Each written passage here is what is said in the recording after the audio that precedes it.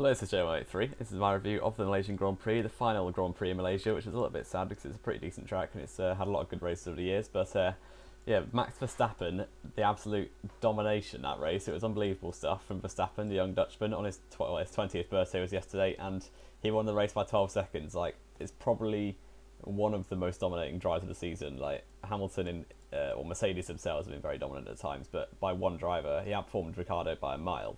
And Verstappen, it was unbelievable. He got promoted to second off the grid because of Raikkonen retiring before the race even started. So he didn't even get a good start. Like, once the first lap was out of the way, I thought Hamilton was going to walk away with it, but then Verstappen stuck with him, and then Hamilton had some deracing issues, and Verstappen just drove straight past him down the pit straight. Great move on him, and yeah, great stuff from Max Verstappen. Wins the race. He's had loads and loads of bad luck this season. I think everyone's pretty happy for him.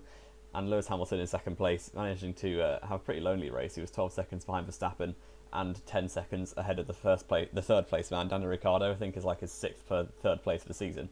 He's very good at just racking up the third place finishes, and he did pretty well with about 5 laps to go, holding off Sebastian Vettel, who was attacking him on his super soft tyres from the back of the grid.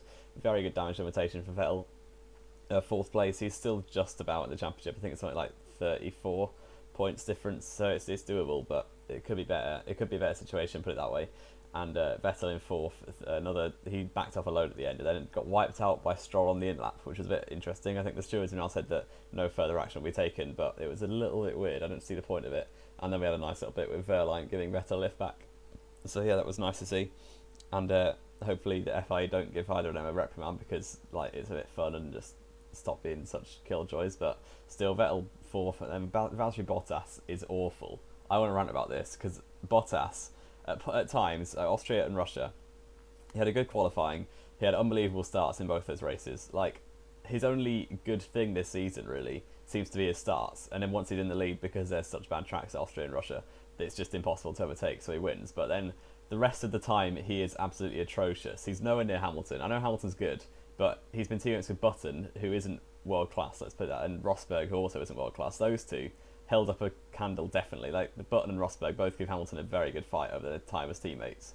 And now Valtteri Bottas is here. He's just getting smashed every week in, week out. And he finished, what was that, 484 #blessed seconds behind Lewis Hamilton today. Not good enough at all. And like, it wasn't even that much different in qualifying. They qualified, pole for Hamilton, third for Bottas. He got beaten by Red Bull in qualifying, which sort of says a little bit. And then, yeah, fifth place. He was closer to Perez than he was to Hamilton. And that just shows, well, it might show that Perez did a good job, but it also shows that Bottas is just completely below average. And it's slightly annoying he's got a contract for next season, but I think Mercedes have definitely got to make him a clear number 2 from the off next season.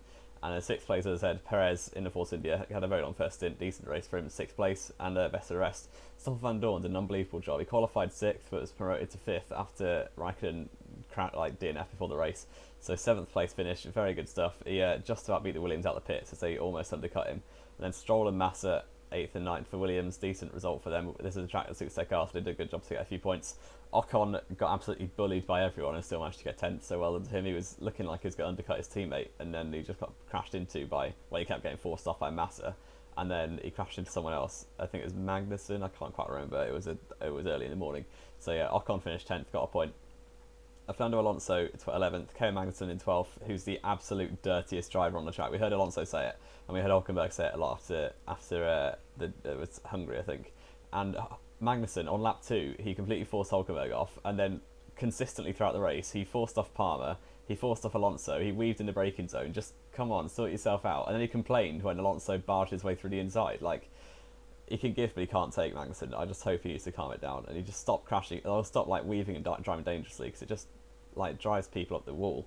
And then 13th place, Romain Grosjean, the Haas. I think he did a 2-stop and ended up 13th. And Pierre Gasly, very impressive, 14th place. He was good battling with Magnussen and Grosjean, and he beat both Renaults, but unfortunately, well, Palmer bottled it with spinning in the second last corner, and then Hulkenberg was on a terrible strategy. Once again, completely screwed over by Renault, but then that was a bit unfortunate. Gasly, good debut, I'm sure, he'll build from this, and hopefully he'll get a few points later in the season. With Pascal Wehrlein, Marcus Ericsson, Sauber 8th, 17th and 18th, with the 2 retirements of Carlos Sainz and Kimi Raikkonen.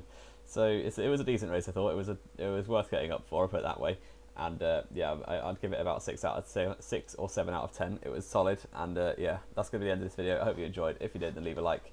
And this has been J183. Subscribe for more videos, and I'll see you next time.